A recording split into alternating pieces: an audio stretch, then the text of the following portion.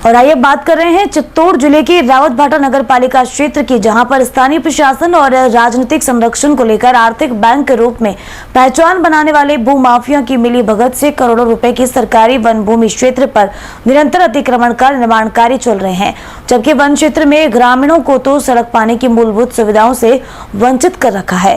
पूर्व में भी सरकार द्वारा सभी अतिक्रमणों को तोड़ा गया।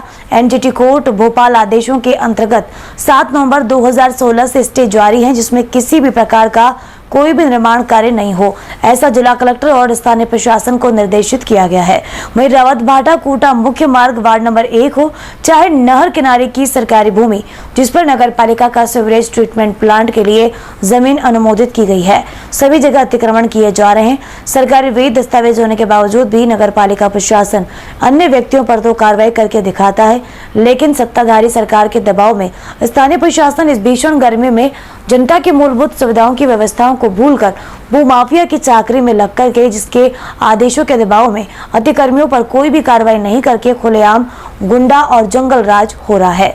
वहीं उपखंड अधिकारी महेश गगोरिया ने बताया है कि नगर पालिका अधिशासी अधिकारी को निर्माण कार्य रुकवाने के लिए पूर्व में भी निर्देशित किया गया है, फिर भी प्रशासनिक आदेशों की खुलेआम धज्जियां उड़ा करके कानून की अवहेलना की जा रही है।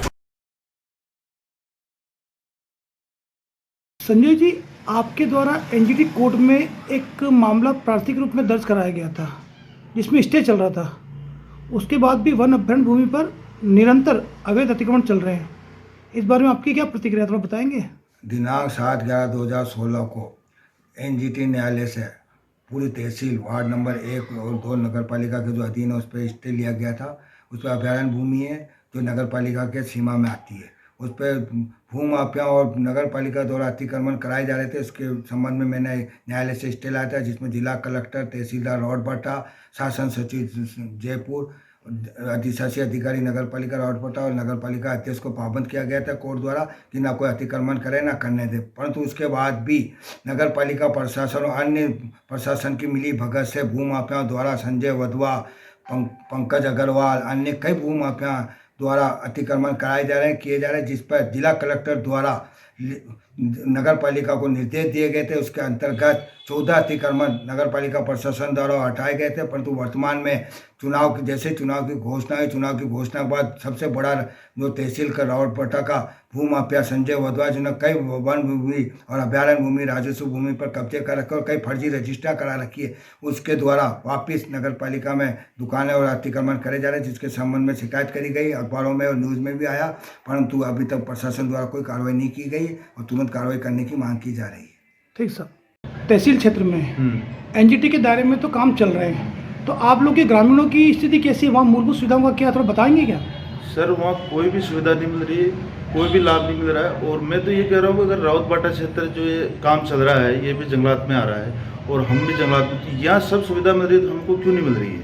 हमारे रोड नहीं है, पानी नहीं है, लाइट नहीं है, मवेशी भूखी मर रही है, गाय भैंसे तैसे मर रही है, क्यों नहीं है? हमारे को रास्ता नहीं है आने जाने के लिए। अभी 2 महीने बाद बरसात होगी, हम बैठे रहेंगे, कोई पुलिया नहीं है, कोई रास्ता नहीं है।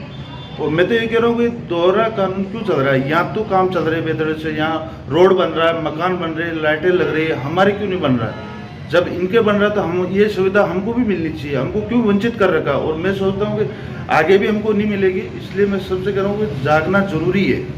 ठीक सर।